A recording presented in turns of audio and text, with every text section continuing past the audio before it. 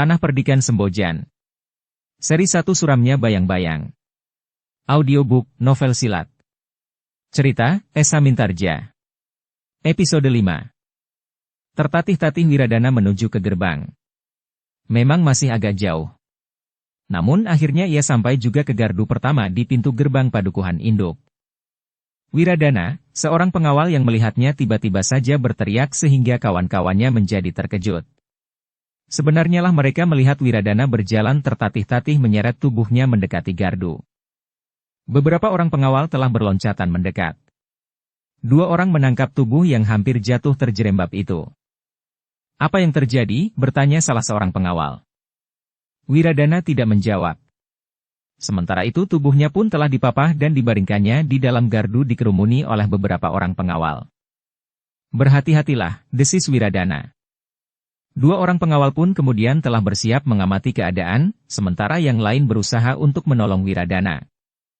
"Bawa aku pulang," desis Wiradana. "Baik. Baik. Aku akan mengambil pedati," desis seseorang itu. "Lalu, bukankah itu lebih baik daripada kami mengangkatmu sampai ke rumahmu? Tolong angkat saja aku pulang. Lebih cepat lebih baik. Waktunya jangan tersia-sia dengan mengambil pedati," desis Wiradana yang terluka parah itu. Beberapa orang anak muda sependapat. Jika salah seorang dari mereka pulang mengambil pedati, maka waktunya akan banyak terbuang sehingga keadaan Wiradana akan menjadi semakin parah. Karena itu, maka beberapa orang anak muda itu pun telah bersepakat untuk mengangkat saja Wiradana dan membawanya pulang ke rumahnya, sementara 2 orang akan tinggal di gardu. "Jika terjadi sesuatu, bunyikan saja isyarat," berkata Wiradana. Agaknya para pengikut Kalamerta masih berkeliaran di sekitar tanah perdikan ini. "Baiklah," jawab salah seorang pengawal yang akan tinggal. Demikianlah, maka Wiradana pun telah diangkat pulang ke rumahnya dengan tergesa-gesa. Darah yang masih saja mengalir membuat tubuh itu semakin lemah. Namun di sepanjang jalan Wiradana masih sempat bercerita. "Aku tidak tahu siapa orang itu. Namun agaknya ia memang memiliki ilmu yang tinggi." "Bagaimana ia dapat melukaimu?" bertanya salah seorang pengawal yang menggotongnya. "Senjatanya memang aneh. Sehelai rantai baja," jawab Wiradana.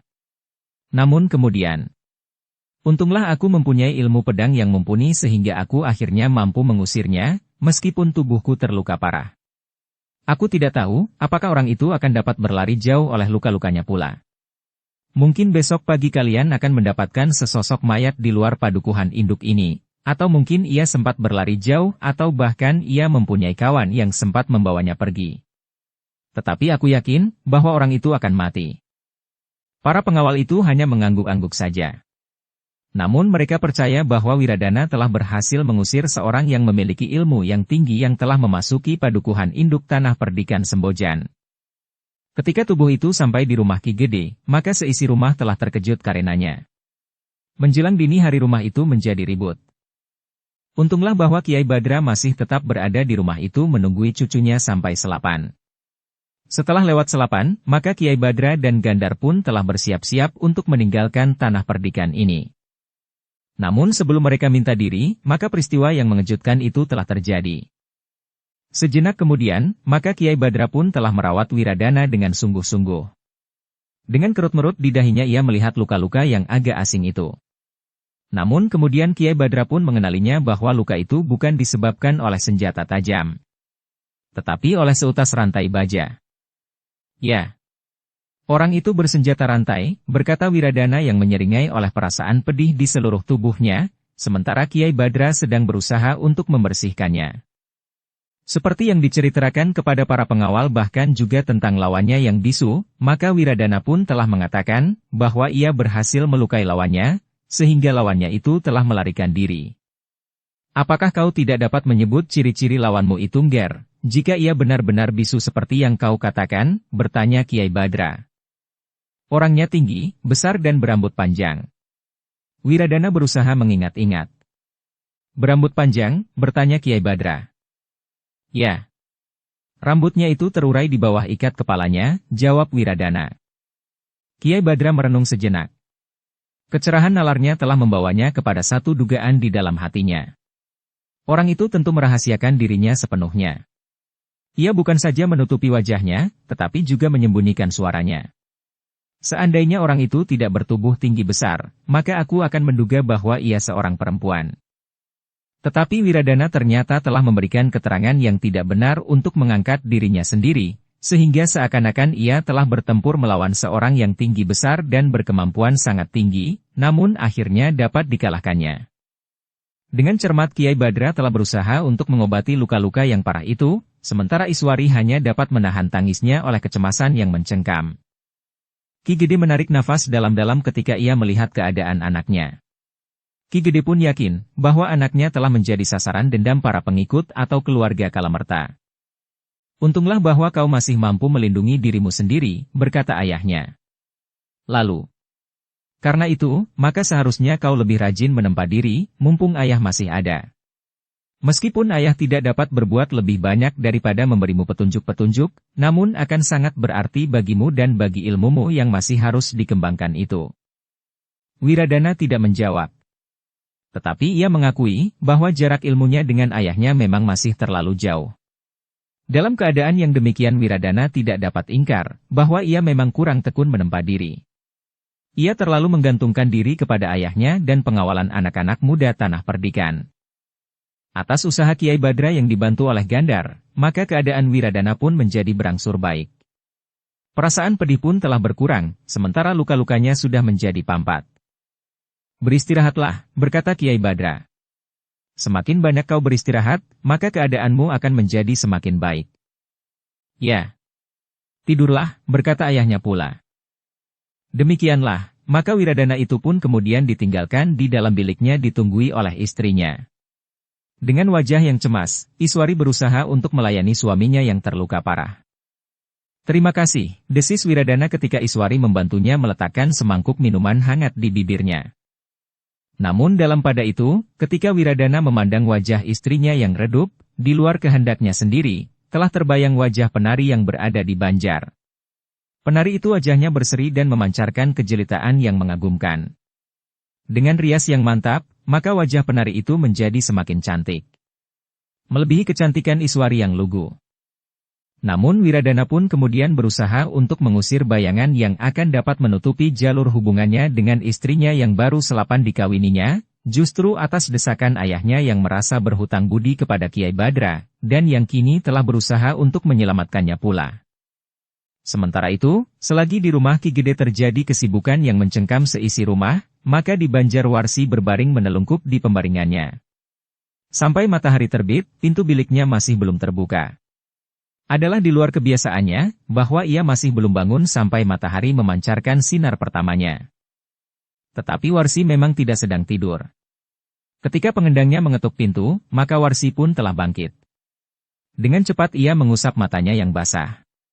Warsi memang menangis sebagaimana perempuan sering menangis. Dengan lemah Warsi telah membuka pintu biliknya.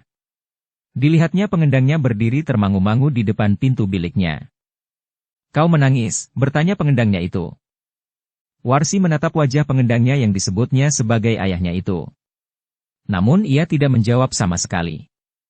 Kami sudah mendengar berita yang sampai kepada para pengawal, bahwa Wiradana telah terluka parah, desis pengendangnya.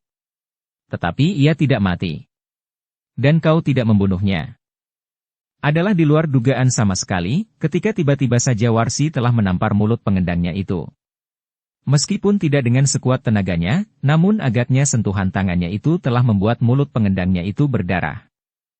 Warsi, desis salah seorang pengiringnya yang lain. Apa yang kau lakukan?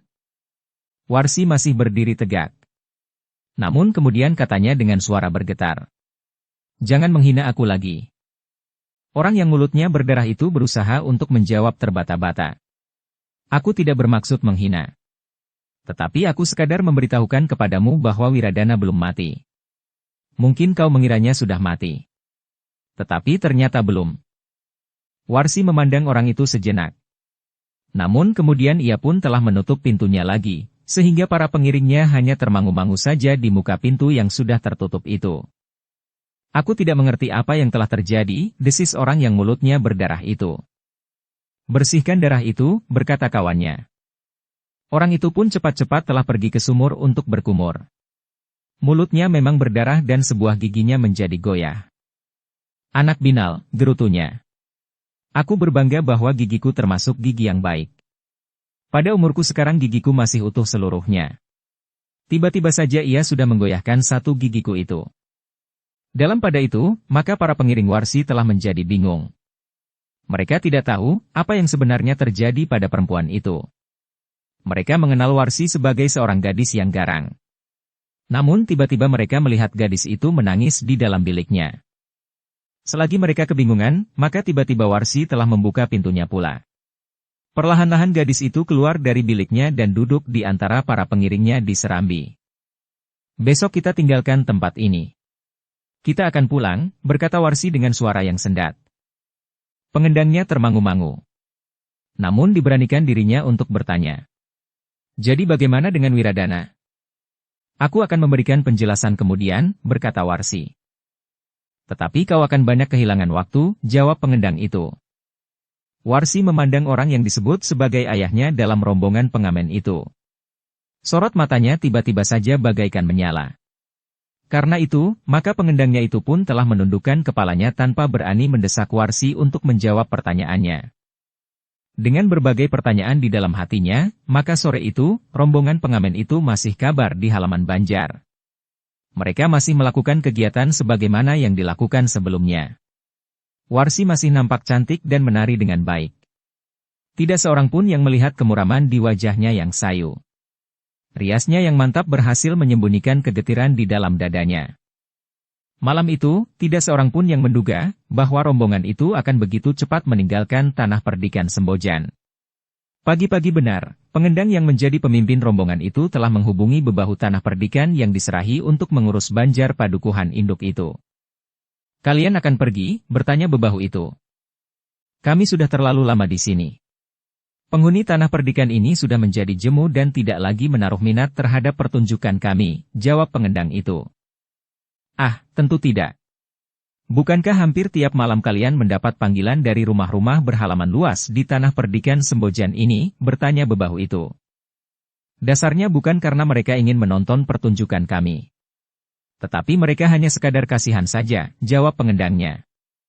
Baiklah jika kalian memang sudah berketetapan untuk meneruskan perjalanan kalian. Tetapi apakah kalian tidak akan minta diri kepada Ki Wiradana? Bukankah pada saat kalian datang, Ki Wiradana lah yang telah memberikan izin meskipun tidak langsung? Dan bukankah Ki Wiradana telah pernah mengunjungi kalian di Banjar itu pula? Bertanya bebahu itu.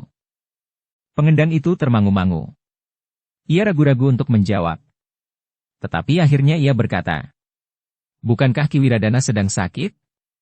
Kami tidak pantas untuk mengganggunya. Dan agaknya kami tidak cukup pantas untuk mohon diri langsung kepadanya, apalagi kepada Ki Gede. Kenapa? Bertanya bebahu itu. Kami hanyalah serombongan pengembara yang tidak berarti apa-apa, jawab pengendang itu.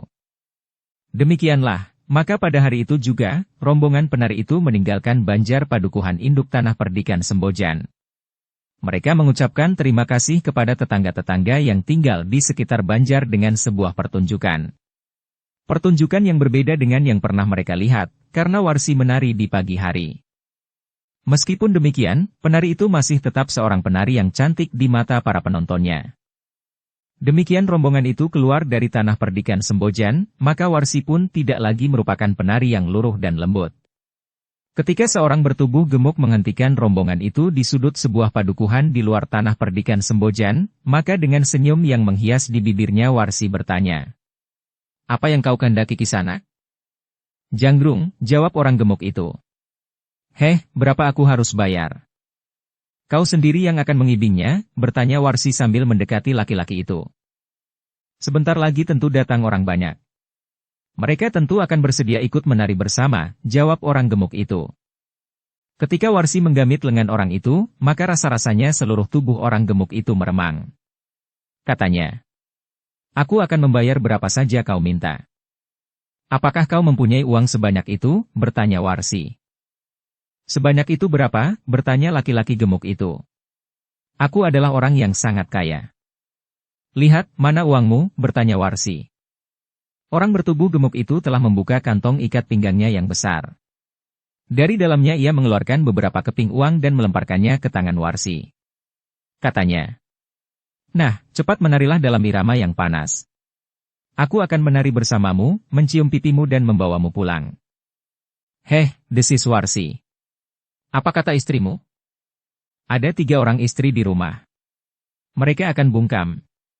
Aku akan mencekik siapa saja di antara mereka yang berani mempertanyakan kehadiranmu," jawab orang bertubuh gemuk itu. "Oh, begitulah tanggapanmu atas seorang perempuan," geram Warsi. "Kau sangka perempuan tidak mampu mencekikmu sampai mati?" Pertanyaan itu memang mengejutkan. Tetapi cepat-cepat pengendangnya telah menggamitnya sambil berbisik. "Kita belum terlalu jauh dari tanah perdikan Sembojan. Jika kau sakiti laki-laki itu, maka akan terbetik berita, seorang penari cantik yang pernah tinggal di Sembojan, ternyata seorang perempuan yang garang. Bukankah dengan demikian kesan orang-orang Sembojan terhadapmu akan berubah? Apalagi jika pada satu saat kau ingin kembali ke Sembojan dengan cara yang sama ini." Warsi menarik nafas dalam-dalam. Bahkan ia pun kemudian menyadari apa yang pernah dilakukan terhadap Wiradana, meskipun ia telah menyembunyikan wajahnya. Wiradana akan dapat menghubungkan peristiwa itu dengan tingkah lakunya, seandainya orang-orang padukuhan itu memperkatakannya kelak. Sambung bersambung maka akhirnya orang-orang Sembojan akan mendengarnya juga. Karena itu, tiba-tiba wajah Warsi pun telah tersenyum manis. Sekali lagi ia menggamit laki-laki itu. Tetapi katanya kemudian, "Aku lelah sekali Kisanak. Hari ini aku tidak akan menari." "Kau gila heh? Kau menolak uangku yang sekian banyaknya itu," teriak laki-laki gemuk itu. "Bukan begitu Kisanak. Aku benar-benar letih hari ini. Aku baru saja berjalan jauh dalam terik matahari," jawab Warsi. "Aku ingin istirahat dahulu. Nanti malam aku akan menari." "Bukankah menari di malam hari lebih nikmat rasanya daripada di siang hari?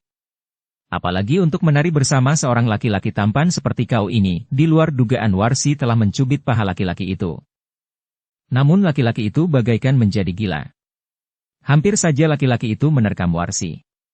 Tetapi pengendangnya dengan cepat menahannya sambil berkata, "Jangan kau sentuh istriku." "Istrimu?" Mata orang gemuk itu terbelalak. "Ia masih terlalu muda. Sepantasnya ia adalah anakmu. Ia istriku yang muda. Aku mempunyai 7 orang istri. Kecuali jika kau dapat mengalahkan aku," jawab tukang gendang itu. "Heh," wajah orang gemuk itu menjadi cerah. "Kau menantang aku berkelahi untuk mendapatkan perempuan cantik itu?"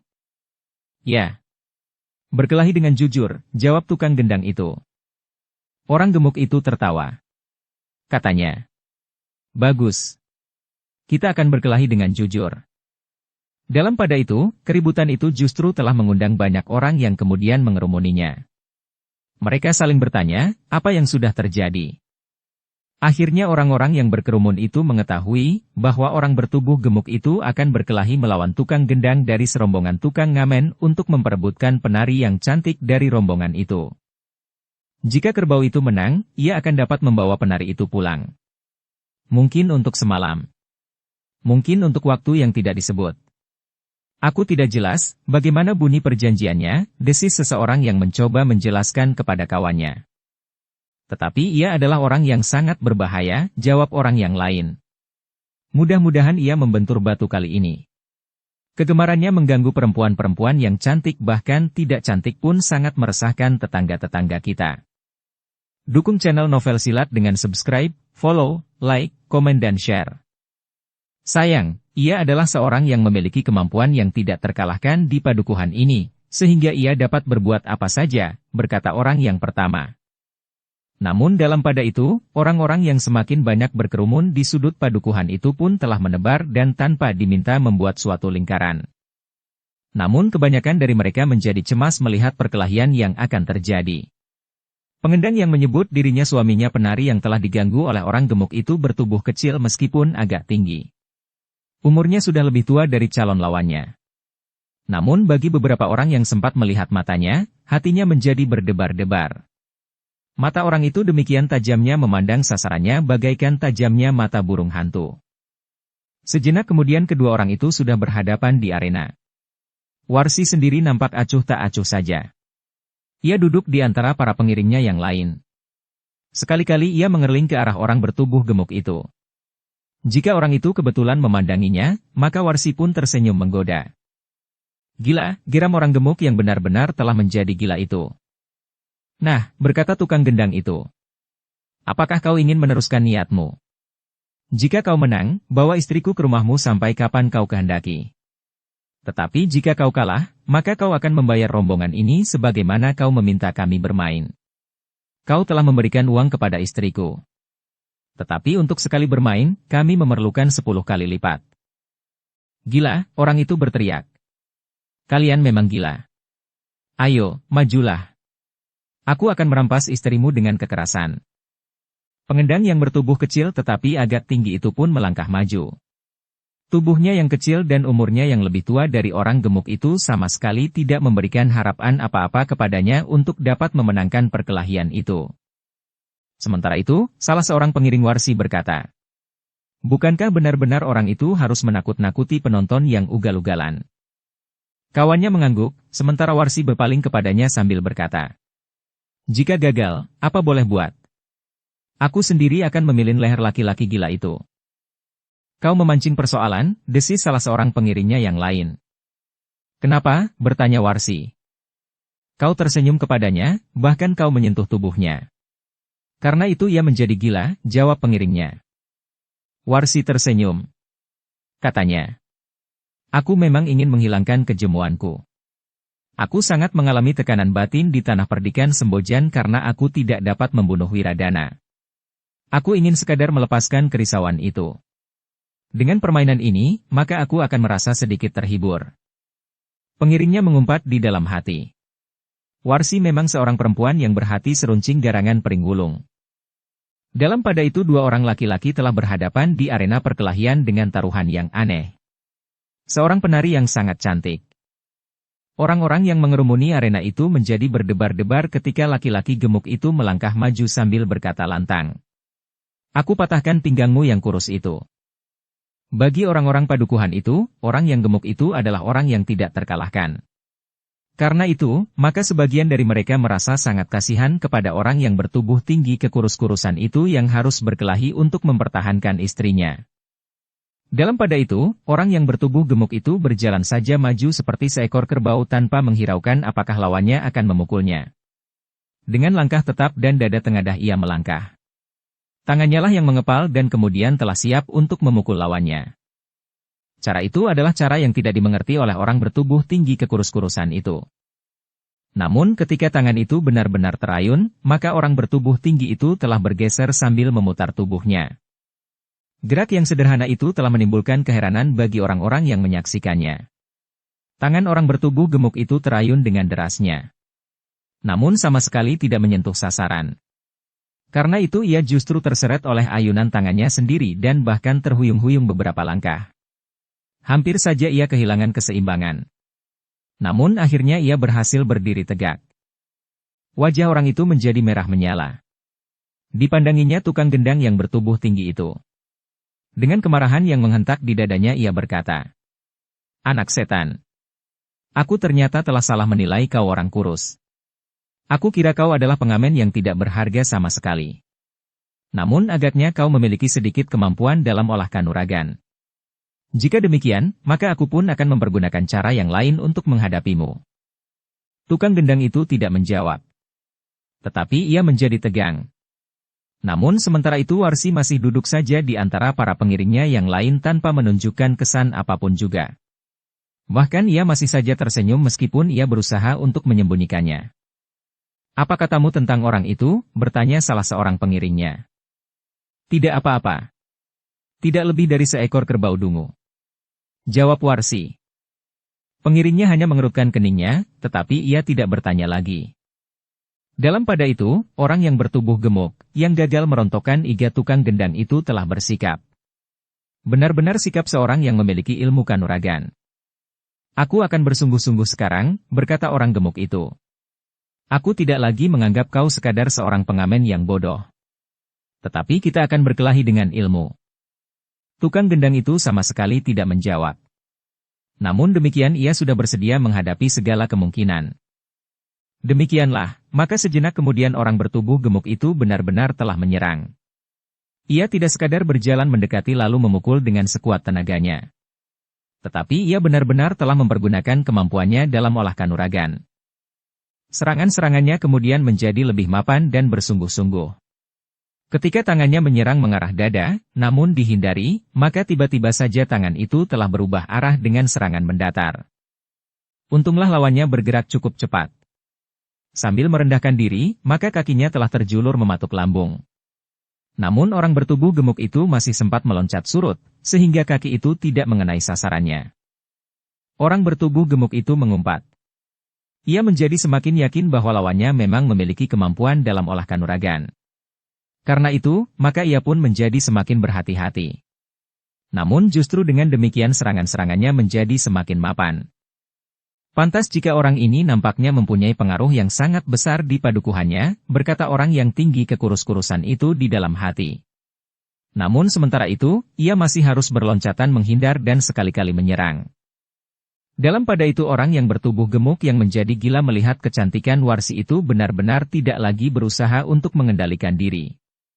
Ketika ia sadar bahwa lawannya memiliki kemampuan yang dapat mengimbangi kecepatan gerakannya, maka orang itu pun telah mengerahkan segenap kemampuan dan kekuatannya. Ia ingin segera menyelesaikan perkelahian yang gila itu dan membawa Warsi pulang ke rumah tanpa menghiraukan ketiga istrinya yang tinggal di rumahnya pula. Namun orang bertubuh gemuk itu sama sekali tidak menyangka bahwa yang dilawannya itu adalah salah seorang dari pengikut Kalamerta. Satu gerombolan yang sangat ditakuti. Bukan saja saat Kalamerta masih hidup. Tetapi sepeninggal Kalamerta gerombolan itu masih tetap garang.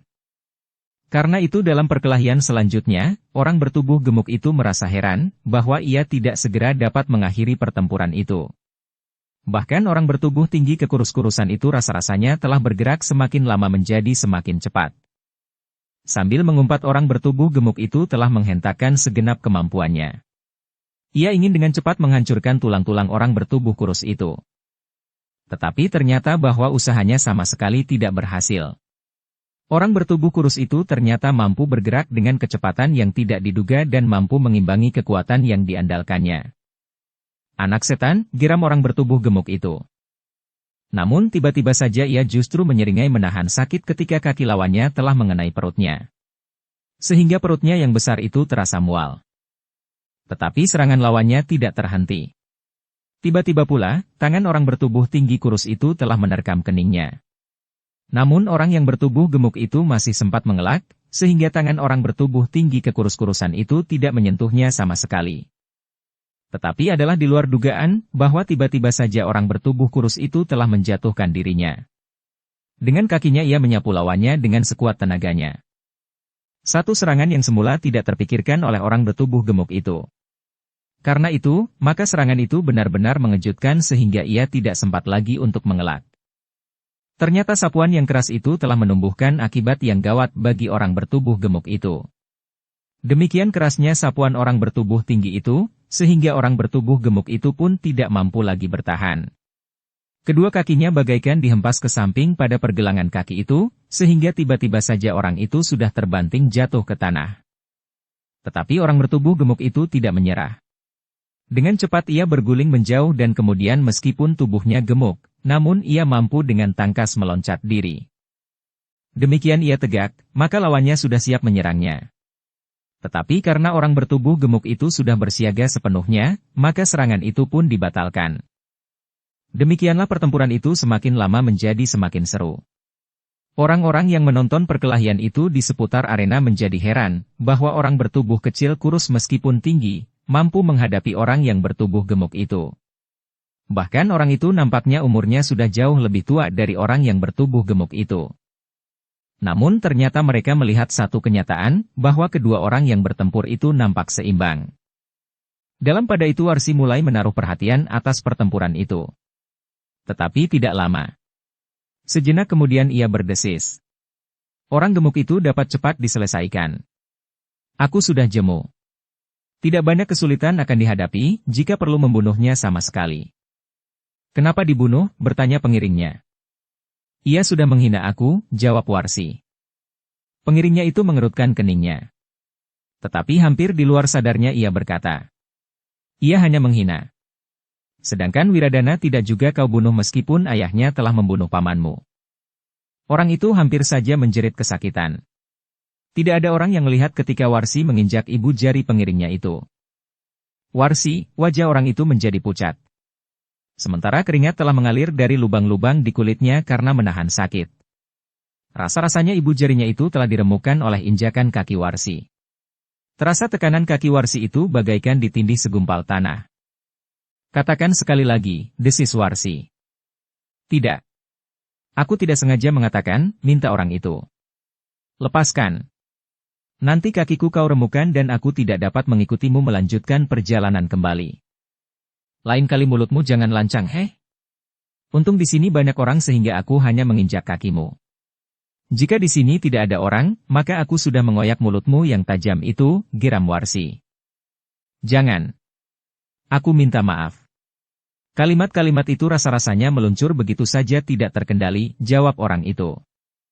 Perlahan-lahan Warsi melepaskan jari pengiringnya yang hampir menangis meskipun ia sudah bukan kanak-kanak lagi.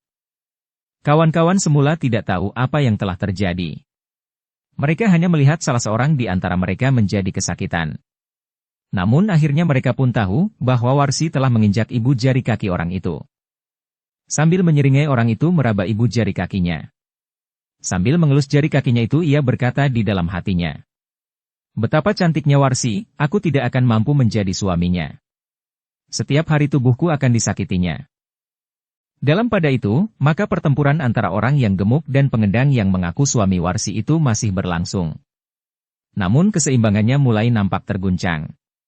Pengendang itu ternyata mampu bergerak terlalu cepat bagi lawannya yang gemuk, sehingga serangan-serangan yang tangkas mampu menembus pertahanan lawannya. Semakin lama maka serangan tukang gendang itu menjadi semakin banyak yang berhasil. Beberapa kali kakinya telah mengenai lambung dan beberapa kali tangannya berhasil mengenai dada dan bahkan kening. Karena itu, maka rasa-rasanya perut orang bertubuh gemuk itu menjadi semakin mual dan kepalanya menjadi pening. Demikianlah perlahan-lahan pengendang itu pun berhasil mendesak lawannya. Ketika kakinya menyerang mendatar, maka orang bertubuh gemuk itu masih berusaha menghindar. Namun kaki itu pun segera berputar, bertumpu pada kaki yang lain. Dengan cepat maka serangannya berganti. Kaki yang lainlah kemudian terangkat demikian kaki yang pertama menyentuh tanah. Orang bertubuh gemuk itu terkejut. Serangan beruntun yang begitu cepat tidak sempat dihindarinya, sehingga karena itu, maka gerakan kaki itu pun telah berhasil menghantam tubuhnya. Meskipun ia berusaha melindungi lambungnya dengan sikutnya, namun serangan itu datang demikian kerasnya sehingga orang bertubuh gemuk itu telah terlempar jatuh. Dengan serta-merta ia masih mencoba untuk berdiri. Tetapi ia tidak mempunyai kesempatan. Lawannya yang tinggi kekurus-kurusan itu telah memburunya dan dengan sekuat tenaganya, maka orang itu telah menyerang dengan cepatnya, langsung mengarah ke dada dengan kepalan tangannya. Orang bertubuh gemuk itu baru berusaha untuk tegak itu tidak sempat mengelak sama sekali. Terasa dadanya bagaikan tertimpa sebongkah batu padas. Nafasnya menjadi sesak dan rasa-rasanya darahnya pun telah terhenti mengalir. Orang bertubuh gemuk itu tidak berhasil bertahan untuk tetap tegak. Ia pun telah terdorong beberapa langkah surut. Namun kemudian tubuh yang gemuk itu pun telah terguling jatuh di tanah. Tukang gendang itu meloncat mundur. Tetapi ketika ia melihat bahwa orang bertubuh gemuk itu tidak bangkit lagi, maka ia pun menarik nafas dalam-dalam. Dengan kaki renggang tukang gendang itu berdiri di sisi tubuh yang terbaring diam itu. Bangun, geram tukang gendang itu. Orang bertubuh gemuk itu berdesis menahan sakit di rubahnya. Dadanya bagaikan pecah dan nafasnya serasa tersumbat. Cepat bangun. Kita masih mempunyai waktu.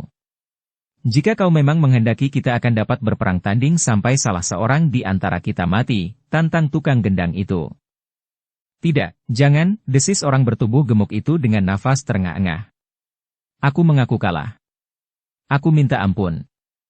Kita tidak berkelahi untuk saling mengampuni. Kita sedang bertaruh. Jika kau mengaku kalah, maka kau harus membayar taruhan itu. Jika aku yang kalah, aku pun tidak akan ingkar, berkata tukang gendang itu. Ya. Ya. Aku akan membayar taruhan itu. Aku akan membayar berapa saja kau minta, jawab orang bertubuh gemuk itu. Orang bertubuh tinggi kekurus-kurusan itu pun kemudian berkata sambil melangkah surut. Bangkitlah. Kita akan pergi ke rumahmu.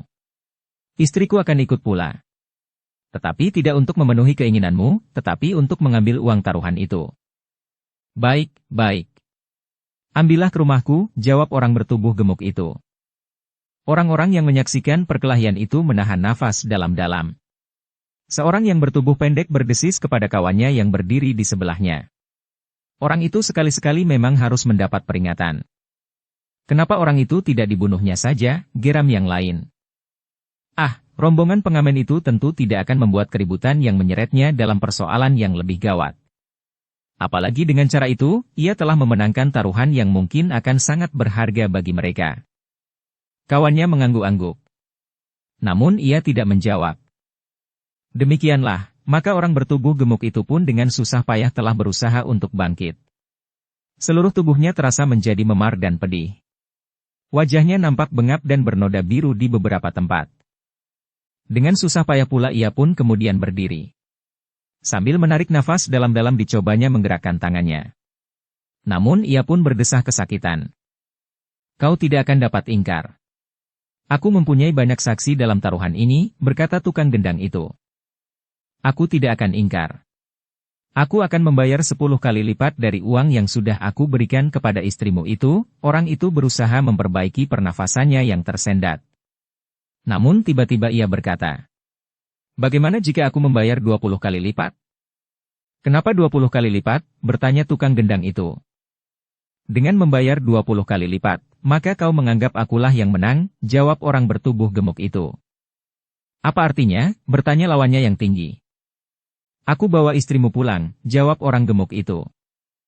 Gila, tiba-tiba saja orang yang bertubuh tinggi kekurus-kurusan itu telah menangkap rambut orang bertubuh gemuk itu setelah ikat kepalanya terlempar. Katakan sekali lagi. Tidak. Ampun. Jangan sakiti aku lagi, minta orang yang gemuk itu. Orang yang berada di sekitar arena itu menggeleng-gelengkan kepalanya.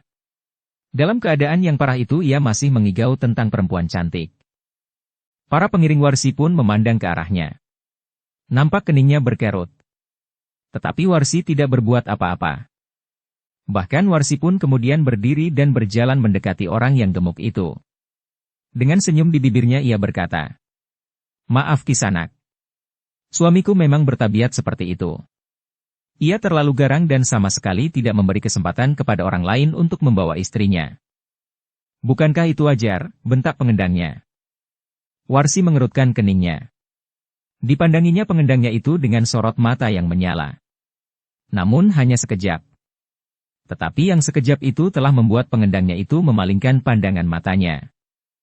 Namun ia pun segera mengalihkan perhatian orang-orang yang ada di sekitarnya kepada yang gemuk itu. Mari. Kita akan pergi ke rumahmu sekarang. Orang gemuk itu mengangguk-angguk. Kemudian dengan tubuh yang bagaikan remuk ia berjalan diikuti oleh rombongan pengamen menyusuri jalan padukuhan. Sementara itu pengendang itu masih juga berkata kepada orang-orang yang berkerumun. Maaf Kisanak. Kali ini kami telah menghidangkan tontonan yang lain. Adalah di luar dugaan bahwa kata-kata itu mendapat sambutan serta-merta. Beberapa orang telah bersorak karenanya. Namun ketika orang yang bertubuh gemuk itu berhenti dan berpaling ke arah orang-orang yang bersorak itu, maka tiba-tiba pula suara tertawa itu pun terhenti. Orang-orang itu telah terdiam sambil menyembunyikan wajah mereka. Heh, kenapa kalian diam? Bertanya orang yang bertubuh kekurus-kurusan itu. Tidak ada jawaban. Bertanya Warsi. Orang kurus itu bertanya pula. Agaknya kalian menjadi ketakutan jika orang yang gemuk ini tahu, siapa saja di antara kalian yang mentertawakannya. Tetapi jangan takut. Pada saat-saat lain aku tentu akan lewat di padukuhan ini.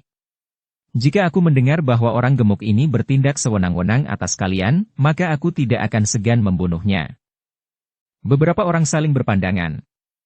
Tetapi tidak ada di antara mereka yang menjawab. Demikianlah sejenak kemudian maka orang-orang itu pun telah meninggalkan sudut padukuhan mereka. Orang yang bertubuh gemuk itu diikuti oleh sebuah iring-iringan kembali untuk mengambil uang yang dipertaruhkan dalam perkelahian itu. Sebagaimana dikatakan, Warsi sendiri menganggap peristiwa itu sebagai pengisi kejemuannya setelah ia berada di tanah perdikan Sembojan beberapa hari. Dengan demikian ia sudah berhasil mengurangi ketegangan yang terjadi di dalam jiwanya atas peristiwa yang dialaminya di tanah perdikan Sembojan itu.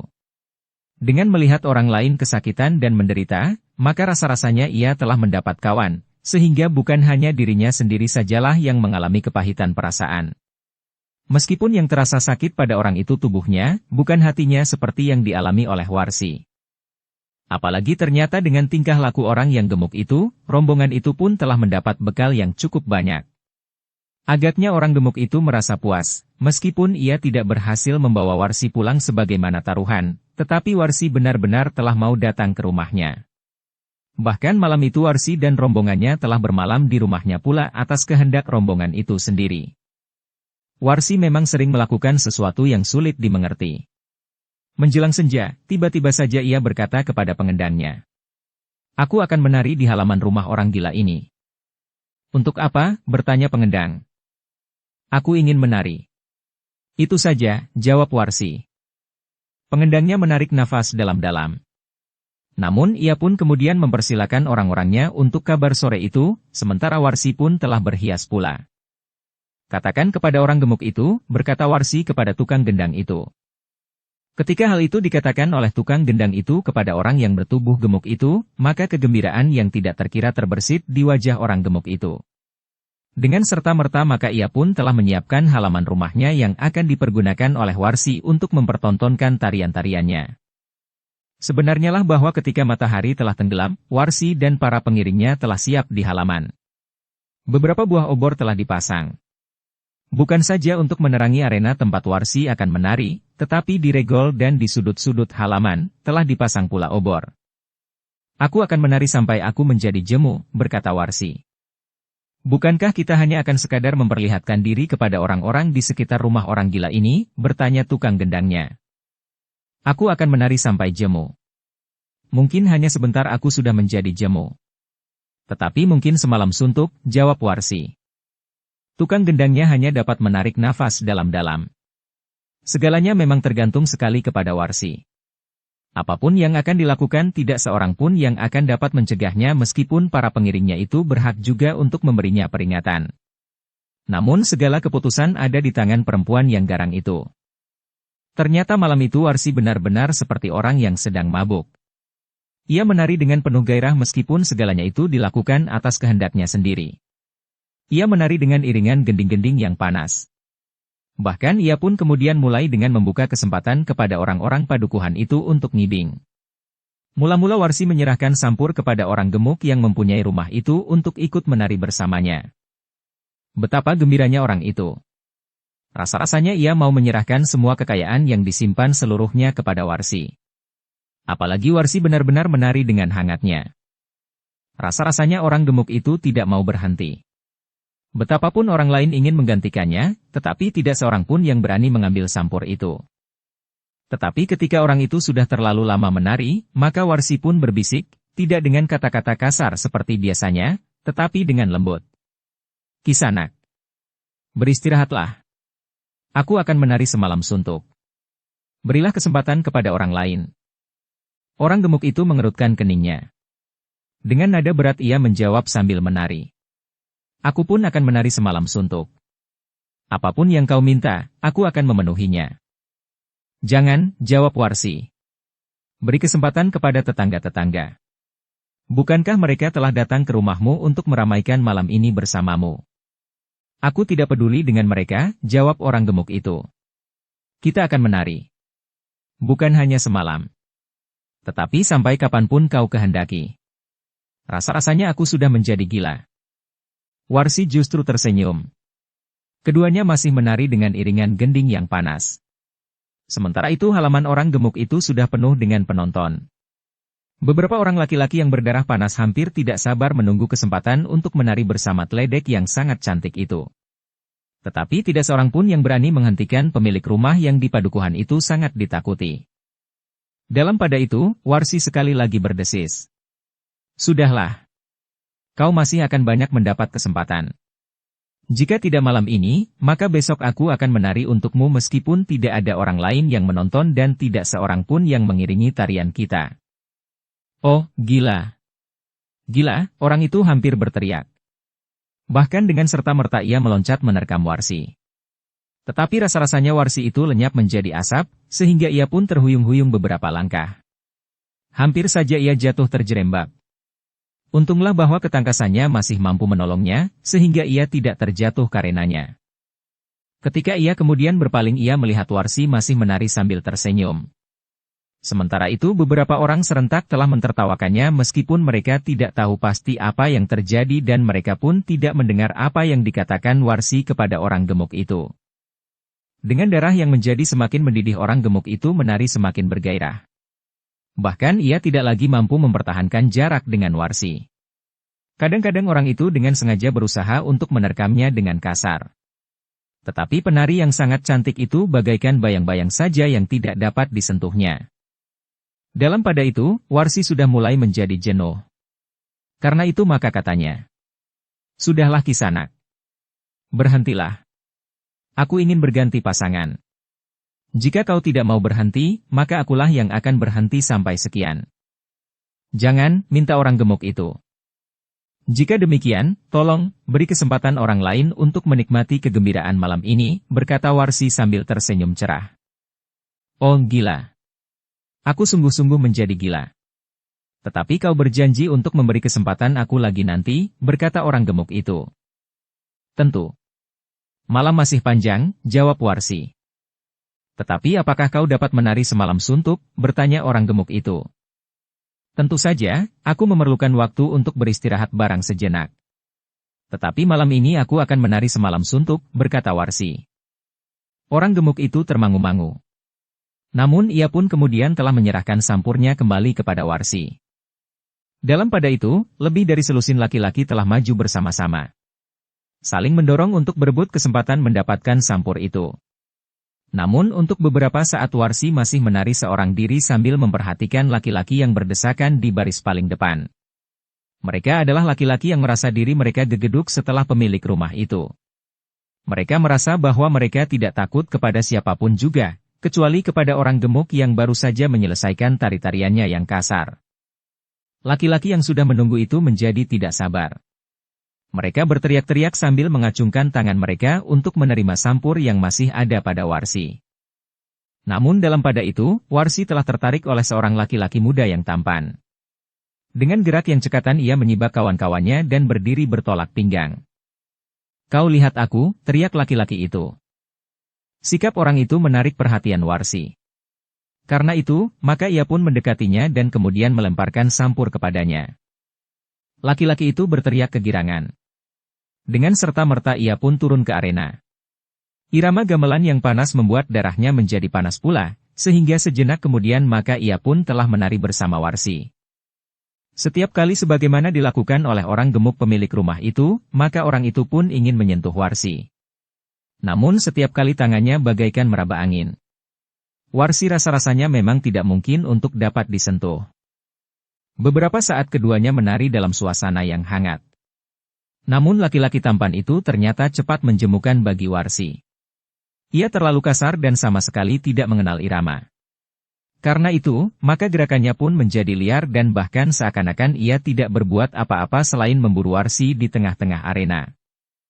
Orang-orang yang menonton mulai menyorakinya. Tetapi agaknya orang berwajah tampan itu salah mengerti. Ia mengira orang-orang bertepuk karena mereka senang melihat tingkah lakunya. Namun ternyata bahwa orang-orang yang menontonnya pun mulai jemu dengan kehadirannya. Karena itu, maka Warsi kemudian telah minta agar orang itu menyerahkan kembali sampurnya. Katanya, "Berilah kesempatan kepada orang lain Kisanak." "Aku belum puas," jawab orang itu. "Aku belum memelukmu." "Ah, bukankah kali ini kalian tidak sedang menyelenggarakan janggrung? Kalian sama sekali tidak mengeluarkan uang sekeping pun. Jika kali ini aku sedang kabar dan kemudian kita sepakat untuk menyelenggarakan janggrung, maka aku tidak berkeberatan. Tetapi kali ini aku menari untuk sekadar mengucapkan terima kasih kepada pemilik rumah ini yang telah memberi kesempatan kami bermalam di rumahnya," jawab Warsi. "Tetapi beri aku kesempatan sejenak lagi," jawab laki-laki tampan itu. Warsi menjadi jemu. Katanya, "Sudahlah, agar pemilik rumah itu tidak menjadi marah kepadamu. Apakah kau berani melawannya?" Ancaman itu telah membuat leher orang tampan itu berkerut. Karena itu, maka ia pun segera menyerahkan sampurnya kembali kepada Warsi. Demikian sampur itu kembali ke tangan Warsi, maka beberapa orang laki-laki yang lain telah berdesakan lagi. Sekali lagi Warsi memilih dan sekali lagi ia menyerahkan sampur kepada seorang laki-laki.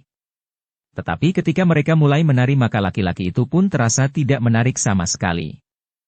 Demikianlah terjadi beberapa kali, sehingga akhirnya Warsi benar-benar menjadi jemu, sementara malam masih cukup panjang. Baru saja terdengar suara kentongan di tengah malam. Warsi pun kemudian memberi isyarat kepada para pengiringnya untuk menghentikan pertunjukan itu. Namun demikian pertunjukan itu berhenti, Warsi pun dengan hormat berkata kepada para penontonnya, "Pertunjukan ini belum berakhir. Aku sudah berjanji untuk menari sepanjang malam. Dan aku akan memenuhi janjiku, menari sampai ayam jantan berkokok untuk terakhir kali, atau jika para penonton sudah menjadi jemu dan meninggalkan pertunjukan ini." Dalam pada itu, selagi Warsi beristirahat untuk sekadar minum minuman panas yang disediakan oleh pemilik rumah itu, maka beberapa penonton pun telah beristirahat pula. Mereka duduk di bawah pepohonan dan terpencar di seluruh halaman. Tidak seorang pun, terutama laki-laki yang meninggalkan halaman itu. Mereka yang belum memperoleh kesempatan dengan tidak sabar menunggu untuk dapat menari bersama seorang perempuan cantik. Sementara yang sudah pun berharap bahwa masih ada kemungkinan bagi mereka untuk menari sekali lagi. Sementara itu, beberapa orang dengan heran telah memuji kemampuan menari Tledek yang cantik itu. Bukan saja keindahan gerak dan kecantikan tubuhnya, tetapi bahwa penari itu mampu bertahan untuk menari sampai tengah malam. Bahkan kemudian ia berjanji untuk dapat menari semalam suntuk. "Aku hampir tidak percaya," berkata seseorang. Apalagi ia menari dalam irama yang panas dan dengan gerak yang mempesona. Sama sekali tidak nampak letihan dan apalagi kehabisan tenaga. Ia masih mampu memanaskan suasana dengan geraknya dalam iringan yang serasi. "Tledek yang satu ini memang aneh," jawab yang lain. Namun mereka tidak sempat membicarakannya lebih panjang lagi. Sejenak kemudian, Warsi telah kembali berada di arena, sementara beberapa orang laki-laki telah kembali berdesakan. Namun yang diberi kesempatan pertama untuk menari bersamanya adalah orang gemuk pemilik rumah itu. Ternyata bahwa kesempatan kedua ini pun telah dipergunakan sebaik-baiknya, sehingga keringatnya bagaikan terperas dari tubuhnya. Tetapi kemudian Warsi pun menjadi sebagaimana terjadi sebelumnya. Ia mulai memilih laki-laki yang seperti menjadi gila menunggu gilirannya. Bahkan yang dilakukan Warsi kemudian benar-benar telah memancing persoalan. Warsi sengaja memberi sampur itu kepada seseorang tetapi kemudian diambilnya lagi dan diberikan kepada orang lain. Tetapi yang benar-benar telah membuat arena itu menjadi gaduh, ketika dengan sengaja dan sadar, Warsi meletakkan sampur itu di atas dua belah tangan dari dua orang laki-laki yang sedang berdesakan. Kedua orang itu pun kemudian saling berebut sampur itu. Masing-masing tidak mau mengalah, sehingga akhirnya keduanya telah berkelahi dengan sengitnya. Warsi tersenyum melihat perkelahian itu. Beberapa orang justru menyibak, sementara kedua orang laki-laki itu telah mengerahkan kekuatan mereka masing-masing. Dalam pada itu, sampur yang mereka perebutkan itu justru telah jatuh di tanah. Tanpa menghiraukan perkelahian itu Warsi telah memungut sampur itu dan melambaikannya kepada laki-laki lain yang sedang kebingungan. Laki-laki itu tertegun melihat sikap Warsi. Tetapi kemudian justru tersenyum manis. Didekatinya laki-laki itu dan ditariknya ke tengah arena. Dalam kebingungan laki-laki itu tidak melawan. Bahkan kemudian Warsi mulai menggerak-gerakkan tangan orang itu, maka orang itu pun mulai menari. Tetapi sementara itu, Warsi justru telah melemparkan sampurnya kepada laki-laki yang lain lagi, yang kemudian turun pula ke arena. "Minggir kau," teriak laki-laki yang membawa sampur. Tetapi Warsi masih saja menari berhadapan dengan laki-laki itu sambil tersenyum cerah. Wajahnya menjadi semakin cantik dan gerakannya pun menjadi semakin panas. Karena itu, laki-laki itu tidak mau pergi. Ketika laki-laki yang membawa sampur itu mendesaknya, maka tiba-tiba laki-laki itu marah. Tanpa bertanya satu patah kata pun, laki-laki yang mendesak itu pun telah pula ditinjunya. Keduanya pun kemudian telah berkelahi pula. Keduanya tidak mau mengalah dan tidak mau menepi. Arena itu pun kemudian menjadi kacau. dua lingkar perkelahian telah terjadi. Orang-orang yang berusaha memisah, justru telah terlibat pula. Mereka mulai berpihak kepada kawannya yang sedang berkelahi itu, sehingga perkelahian itu pun menjadi semakin kisruh. Laki-laki gemuk pemilik rumah itu mulai menyadari bahwa di halaman rumahnya telah terjadi perkelahian yang seru. Mereka telah berkelahi dimanapun di halaman itu, sehingga tanaman yang tumbuh di halaman dan di kebun telah menjadi rusak karenanya. Laki-laki gemuk itu menjadi marah. Dengan tangkasnya ia meloncat ke atas tangga sambil berteriak. "Berhenti, semuanya berhenti." Tetapi laki-laki gemuk itu tidak sempat berteriak lagi. Ia sama sekali tidak dapat melawan, ketika tangannya telah ditarik oleh Warsi sambil tersenyum manis. Bahkan kemudian sambil mengelus pundaknya Warsi berkata, "Biarlah terjadi, apa yang sudah terjadi. Biarlah mereka mendapat hukuman mereka, karena mereka tidak dapat menahan diri." Orang gemuk itu mengerutkan keningnya. Tetapi ketika dipandanginya wajah Warsi yang cantik dan senyumnya yang cerah, maka ia pun tidak dapat berbuat apa-apa. Seperti kanak-kanak orang itu dibimbing oleh Warsi ke tangga pendapa dan kemudian mengajaknya untuk duduk bersama. Sementara itu, para pengiring yang masih saja memukul gamelan menjadi bingung. Tidak ada lagi yang menari di halaman, yang ada justru orang-orang yang sedang berkelahi. Sekali-kali terdengar orang-orang yang mengaduh kesakitan, umpatan kasar dan perempuan yang menjerit-jerit.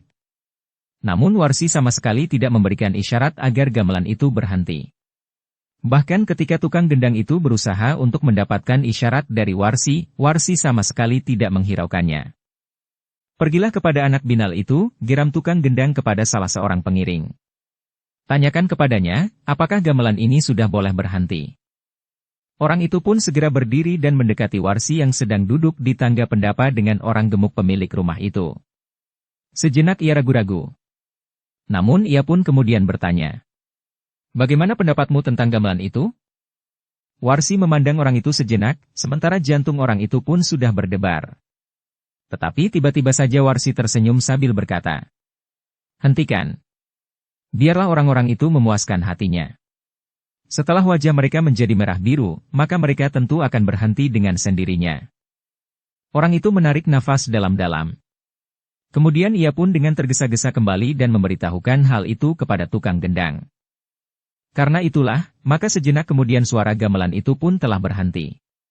Sementara itu hiruk-pikuk perkelahian di halaman itu pun sudah menjadi susut pula. Mereka yang sudah menjadi babak belur terhuyung-huyung meninggalkan halaman itu. Sementara yang lain pun mulai bertanya kepada diri sendiri. Apa sebenarnya yang telah terjadi? Sementara itu, mereka melihat ledek itu duduk di tangga pendapa dengan pemilik rumah yang gemuk itu. Orang yang memang ditakuti oleh seisi padukuhan. "Kita telah dipermainkan oleh perempuan binal itu," tiba-tiba seseorang mengeluh. "Ya. Dan kita bagaikan telah terbius untuk saling berkelahi," jawab yang lain. Beberapa orang yang mulai menyadari keadaan pun berusaha untuk melerai kawan-kawannya yang masih berkelahi. Bahkan beberapa orang di antara mereka pun menjadi marah kepada Warsi yang masih saja duduk sambil tersenyum-senyum. Bersambung ke episode 6. Dukung kami dengan subscribe, follow, like, komen dan share. Terima kasih.